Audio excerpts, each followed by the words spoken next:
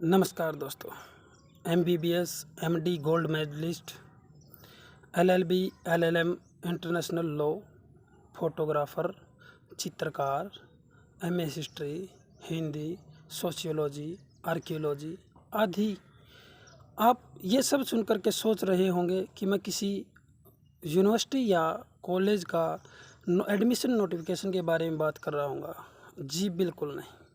हम एक ऐसे व्यक्ति के बारे में बात करते हैं जिन्होंने मात्र 49 साल की उम्र में ही अपने जीवन को त्याग दिया और उन्होंने 20 से ज़्यादा डिग्रियां लेकर के वर्ल्ड गिनीज बुक में नाम दर्ज कराया।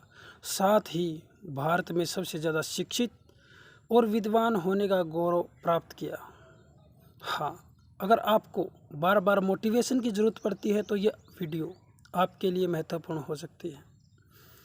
और वो IAS थे, IPS थे, साथ ही मंत्री रहे।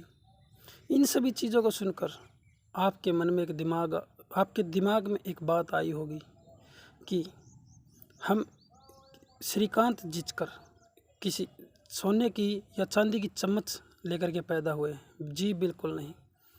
वो एक साधारण से मराठा कृषक परिवार में पैदा हुए। 1973 से 1990 तक अलग अलग यूनिवर्सिटी में रेगुलर या डिस्टेंस से अलग अलग डिग्रियां प्राप्त की, इम्तिहान दिए और कुछ डिग्रियां तो उन्हें नियमों के न होने के कारण मिल ही नहीं पाई। इम्तिहान ज़रूर दिए। 1978 में वो IPS रहे। 1980 में IAS बने। फिर 4 महीने नौकरी की, संन्यास लेकर महाराष्ट्र की राजनीति में एंट्री की। 1981 में फिर एक रिकॉर्ड बनाया, सबसे कम उम्र में MLA होने का। 26 साल की उम्र में वो MLA बने। फिर 14 पोर्टफोलियो के साथ मंत्री बने और अलग अलग समितियों के अध्यक्ष रहे। वो जहाँ जाते सुधार करते। पुलिस में सुधार किए। 1992 से 1998 तक राज्यसभा सांसद रहे। जब 1999 में उनका लास्ट स्टेज का कैंसर का इलाज चल रहा था तो डॉक्टर ने उनको कहा शायद आपका आखिरी महीना हो।